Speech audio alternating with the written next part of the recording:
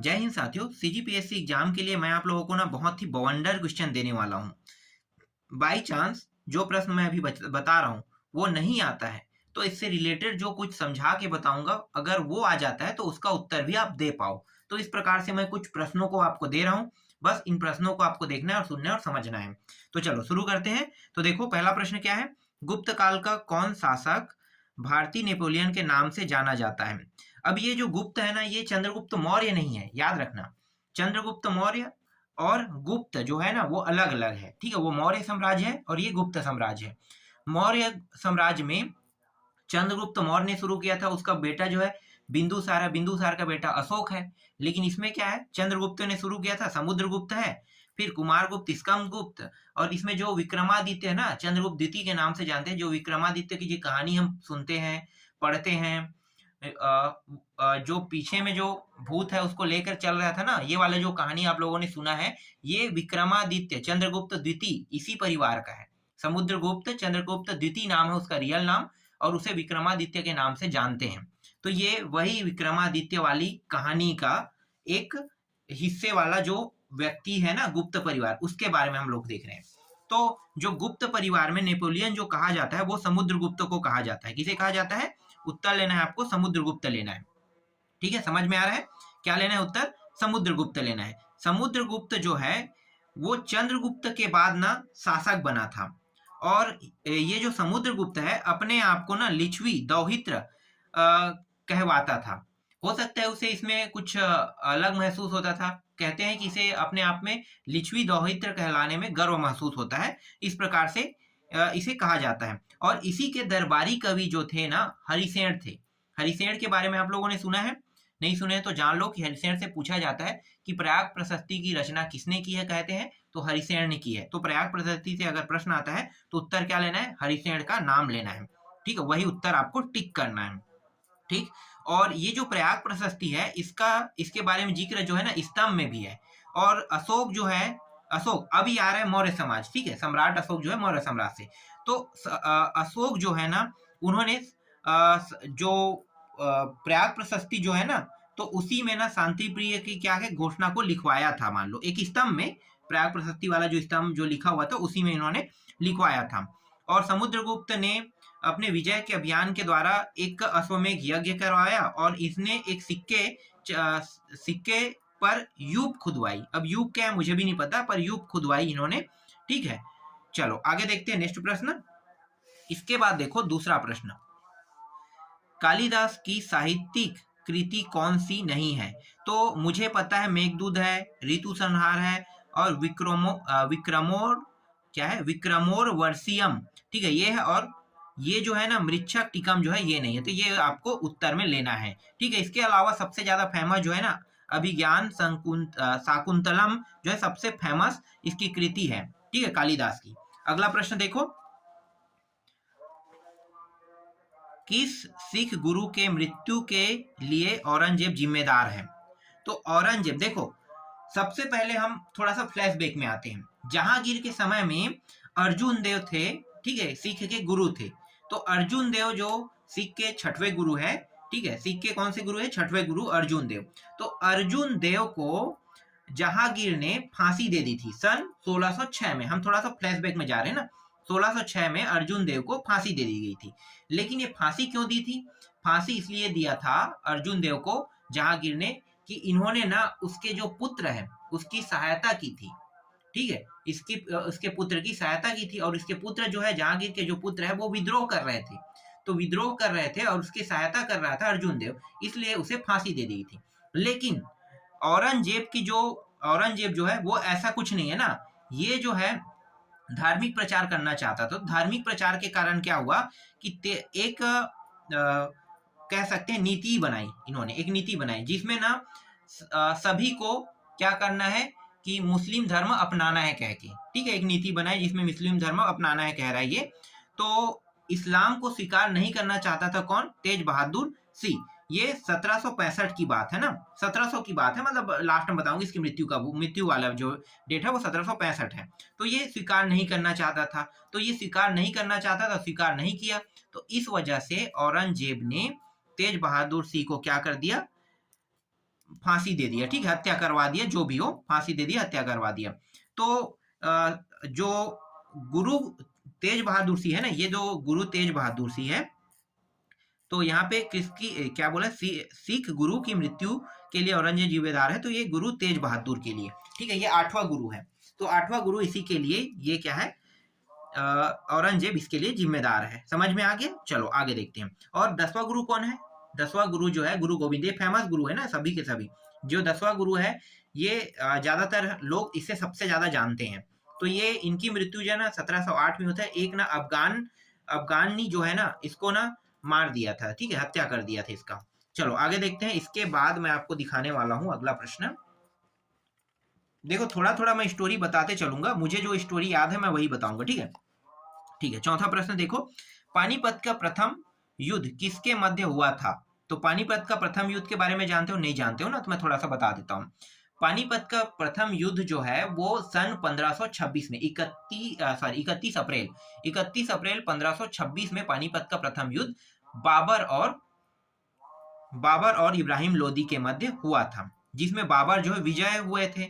और पहली बार जो तोपों का उपयोग किया था ना, इसी युद्ध में पहली बार तोपों का उपयोग मिलता है, ठीक है। अगर पूछ दे कि कौन से युद्ध में तोपों का उपयोग की जानकारी मिलता है, तो आपको क्या लेना है?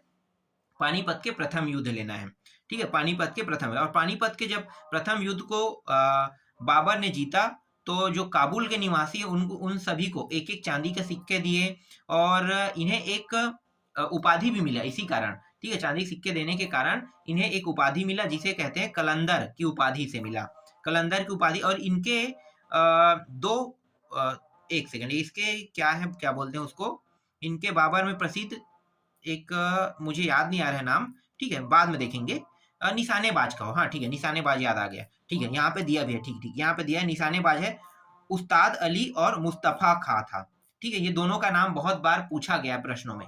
तो उस्ताद अली और मुस्तफा खां जो है निशानची है, ये निशानेबाज है, ठीक है। अब मैं आपको इसकी स्टोरी बता दूं, यहाँ पे कहीं पे भी नहीं लिखा है इन सभी की स्टोरी, ठीक है। तो ये तो आपको समझ में आ गया। अब द्वितीय जो हुआ है ना, हेमू और मुगल के बीच, मतलब अकबर कहते हैं, हेमू और अकबर के बीच पानीपत का द्वितीय युद्ध लड़ा गया है सन 1556 में, ठीक है। ये 1526 में था, ये 1556 में लड़ा गया है। इसके बाद ये बाबर और राणा सांगा के मध्य जो युद्ध लड़ा गया है, ये खानवा का युद्ध लड़ा गया था। और खानवा का जो युद्ध है ये 27 में लड़ा था, 1527 में। क्या हुआ था कि बाबर को इनवाइट करने वाला खुद राणा सांगा था, और इन्होंने कहा था कि इब्राहिम लोदी के साथ आप लड़ाई कीजिए, उसके साथ जब लड़ाई करोगे तो आपको मैं मदद करूंगा, लेकिन इन्होंने कोई मदद नहीं किया। इसी गुस्से से ना बाबर ने राणा सांगा के ऊपर चढ़ाई कर दिया, ठीक है। तो ये खानवा का युद्ध जो हुआ था बाबर और राणा सांगा के बीच में, इसी कारण हुआ था। इसके साथ कोई ऐसे दुश्मनी नहीं था, ठीक है, बुलाया खुद था, और खुद बुलाने के बाद आप हमें युद्ध में मतलब सपोर्ट ही नहीं किए, इस वजह से युद्ध हुआ था। इसके बाद हुमायूं और शेर खान के बीच युद्ध हुआ, इसे हम कहते हैं चौसा का युद्ध कहते हैं। चौसा का युद्ध हुआ था हुमायूं और किसके बीच? शेर खान के बीच। ये 39 में हुआ था। चौसा का युद्ध 1539 में हुआ था, हुमायूं और शेर खान के बीच, ठीक है। आगे देखते हैं। इसके बाद आते हैं 5वां प्रश्न में, वास्को डी गामा कालीकट पर किस वर्ष में आया? ये कालीकट जो है ना, इसी को ही इन्होंने अपना क्या बोलते कोठी बना लिया था ना। तो इसका जो सन है वो आपको लेना है सन 1498 एडी लेना है। तो यहाँ पे लिखा है 14 मई 1498 में ये पूर्वी तट पर कालीकट पे सबसे पहले पहुंचा। और वास्को डी गामा जो है वो क्या थे? पुर्तगाली थे ना, पुर्तगालियों ने अपनी कोठी जो है वो कालीकट पे बनाया, गोवा में बनाया, दमन एंड द्वीप और हुगली, ये जो बंदरगाह है यहाँ उन लोगों ने कोठियां बनाया। और 1505 में फ्रांसिस्को द अल्मेडा भारत आया और ये पुर्तगाली वायसराय बन गए। पूछा जाता है कि 1505 में पुर्तगाली फ्रांसीसी का नाम पूछा जाता है, तो 1505 में आया। तो पुर्तगाली फ्रांसीसी जो वायसराय बने थे, इनका नाम था द अल्मेडा नाम था, ठीक है। और द अल्मेडा, उसके बाद अल्मेडा के बाद आया था अल्फांसो द अल्बुकर्क आए थे 1509 में, और ये भी वायसराय बन गया। और 1510 में बीजापुर शासक जो यूसुफ आदिम शाह था ना, उससे गोवा को छीनकर पहली बार गोवा को छीनकर वहां पे खुद अब सत्ता चलाना चालू कर दिया, मतलब अपने अधिकार पे ले लिया पुर्तगालियों ने। तो इस प्रकार से जैसे अंग्रेज इसी प्रक्रिया को उपयोग करना चालू कर दिए थे ना, तो सबसे पहले ये जो फ्रांसीसी है ये लोगों ने किया था ये। इसके बाद देखो अगला आते हैं, अगला जो प्रश्न है, 1 मिनट मैं आपको बता देता हूँ। दिल्ली के सुल्तान बलबन का पूरा नाम खालिस्तान बलबन था, तो इसका जो नाम है वो गयासुद्दीन बलबन जो है एक दास था। मैंने अपने पिछले वाले वीडियो में बताया था बलबन की पूरी स्टोरी, ठीक है। इस वीडियो में मैं आपको नहीं बताऊंगा, ठीक है। पिछले वाले में बताया था, तो इसमें मैं आपको सिर्फ यहाँ पे बताऊंगा गयासुद्दीन जो बलबन है, गयासुद्दीन इसका पूरा नाम है, गयासुद्दीन बलबन इसका पूरा नाम है, और ये क्या है, एक दास था। चलो आगे देखते हैं। इसके बाद 7वां प्रश्न जो है वो ये है, महात्मा गांधी का छत्तीसगढ़ में प्रथम बार आगमन कब हुआ? तो ये 20 दिसंबर 1920 लेना है। कब लेना है? 20 दिसंबर 1920। ये डेट एग्जैक्ट याद रखना, क्योंकि एग्जैक्ट डेट पूछता है, तारीख को पूछता है। 20 दिसंबर 1920 याद रखना। इसके बाद 8वां प्रश्न देखो, वंदे मातरम गीत किसने लिखा है? तो बंकिम चंद्र चटर्जी लेना है। क्या लेना है? बंकिम चंद्र चटर्जी इसका उत्तर है। और इसमें कुछ खास नहीं है। हाँ, वंदे मातरम को कहां से लिया गया है पूछेगा तो आनंद मठ से लिया गया है कहोगे, और ये जो है सन्यासी विद्रोह पर आधारित है, ये आप बता सकते हो। चलो आगे देखते हैं। इसके बाद है नेक्स्ट प्रश्न है, महात्मा गांधी ने करो या मरो का नारा किस आंदोलन के समय दिया था? तो भारत छोड़ो आंदोलन लेना है। भारत छोड़ो आंदोलन कब शुरू हुआ था? तो 9 अगस्त 1942। भारत छोड़ो आंदोलन का डेट अगर पूछा जाएगा तो 9 अगस्त 1942 आपको उत्तर में लेना है। ठीक, आगे देखते हैं। इसमें और कुछ खास नहीं है, करो और मरो का नारा जो है, ठीक है, इसी में दिया था। इसके बाद मैं आपको दिखाता हूं, 1 मिनट, कहाँ पे है, यहाँ पे आ जाते हैं।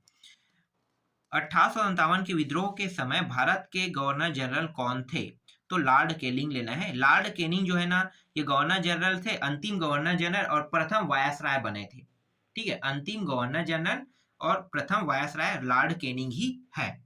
तो ये जो इसका समय सारणी था वो 1856 से 1862 तक के था, ठीक है। चलो इसके बाद आगे देखते हैं, प्रार्थना समाज संस्था के संस्थापक कौन है? तो ये तो जो दयानंद सरस्वती है ये आर्य समाज के हैं। ये राजा राम मोहन राय जो है ये ब्रह्म समाज के हैं, और स्वामी ये है सहजानंद जो है ना, ये जो है ये किसका है, इसके बारे में तो मुझे भी पता नहीं है, ठीक है। ये देख लेते हैं, ये तो नहीं है। आपको उत्तर क्या लेना? महादेव गोविंद रनाडे ले लेना है, ठीक है। महादेव गोविंद रनाडे जो है वो प्रार्थना समाज के संस्थापक है। तो संस्थापक में इतने ही प्रश्न आएंगे, इससे ज्यादा नहीं आएगा। तो जितना इंपॉर्टेंट था और जितना डीप था ना, उतना मैं आपको जानकारी यहाँ पे दे दिया हूँ।